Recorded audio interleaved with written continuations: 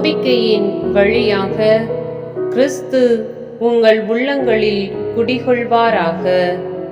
அன்பே உங்கள் வாழ்வுக்கு ஆணிவேரும் அடித்தளமுமாய் அமைவதாக. தூய பவுல் எபேசியருக்கு எழுதிய திருமுகம் 3வது அதிகாரம் 17வது இறை திருவசனம்.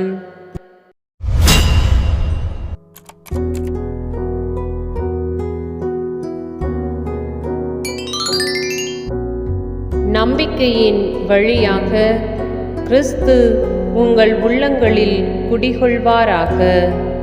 அன்பே உங்கள் வாழ்வுக்கு ஆணிவேரும் அடித்தளமுமாய் அமைவதாக.